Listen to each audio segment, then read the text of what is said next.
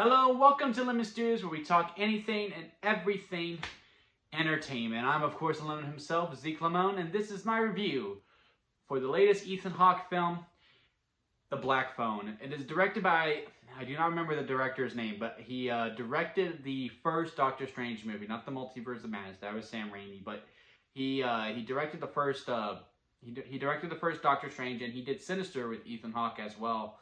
And this also stars Mason Thames as Finney, who is the main kid, and Madeline McGraw as his sister. They are the main two kids throughout this film. There's other kids, but it really focuses on those two throughout. And Ethan Hawke, I mean, he's the main draw coming in. Like, you know, it's fucking Ethan Hawke. But he's really not in it that much. And honestly, guys, let me tell you. Let's cut quick story time. Shall we? And I know usually at this point we do inventory. Fuck it. Subscribe, don't subscribe. I really don't care at this point because I'm just ready to talk about this movie. I originally wasn't going to go to see this today. And depending on when you watch this, if you see this today, you know the movie comes out tomorrow. So, you know, I was, had a screening to go see it early. And I didn't get home till midnight the night before. And I had to wake up at 2 to watch Obi-Wan and Ms. Marvel and get those reviews out. And so I'm only running on 2 hours of sleep this whole entire time.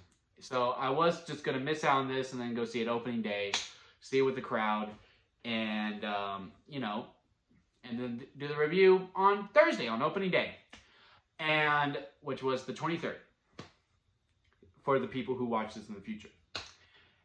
And I wasn't going to go because I just didn't want to fall asleep during the movie. I don't want to disrespect the movie like that. And let me tell you guys, I'm wide awake now. I am so exhilarating with emotion, happiness, fear, all this stuff. This movie is an absolute 100% blast.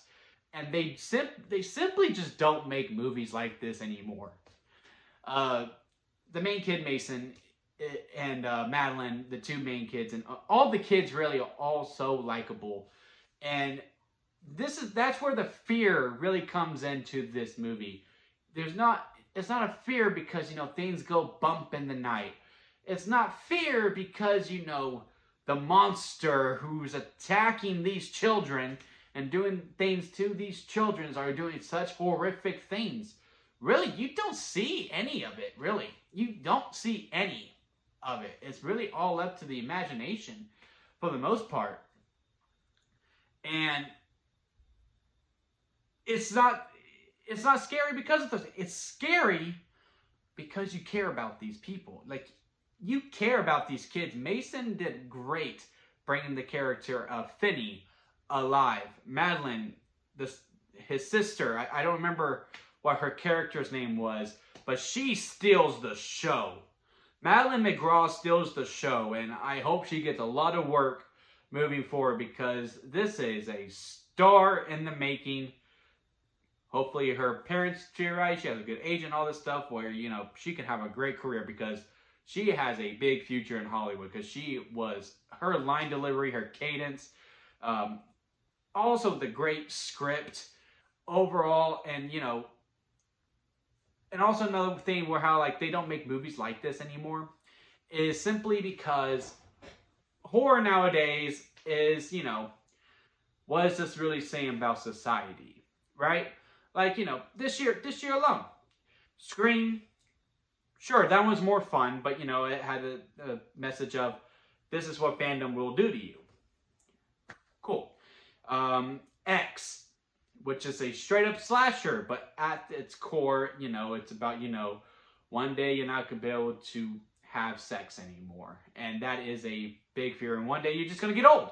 That's the real main thing besides, one day you're not going to be able to have sex. You're just going to get old one day. And that is, a scary thought in general. Like, I'm pretty sure that's the fear everyone has. I'm going to get old. Men also came out this year. Another fine film. At its core of it, how men treat women and, how things become dismissive and all those things. And I'm sure there's others as well. This is a great year for horror, in all honesty. This is just, Yeah, he kidnaps kids. Like, that's it. Like, boom. Yeah, we got a guy who kidnaps kids. And, you know, hijinks pursue. Here's the movie. And, you know, it doesn't rely on jump scares. There are a couple... I jumped a lot. I don't usually jump. I really don't remember being, like, as scared during watching a movie since, I want to say, The Invisible Man in 2020. And, you know, just being enthralled within the story and the scares and all that stuff. And with, you know, I absolutely... And Ethan Hawke, he's not in it much. But when he's in, he is in, and he's giving 110%, and he's just as much as a scene stealer as Madeline McGraw. I don't want to give any discredit to Mason because, you know, the movie really falls on his shoulders. If he doesn't work, the movie's not going to work. And he makes it work, but, you know, I mean, it's Ethan Hawke. And, again, I just cannot get over Madeline McGraw's performance. If Hollywood took children actors more seriously, honestly, give her the best female lead Oscar at this point. She was so much fun to watch. And again, and all the other kids as well, you know, when Ethan Hawke, who is the villain of this movie, he is known as the grabber, the guy who abducts the kids. You know, when the kids have a scene, it's like, oh man, these kids are actually kind of cool. And then, you know, you see Ethan Hawke, you just feel this dread.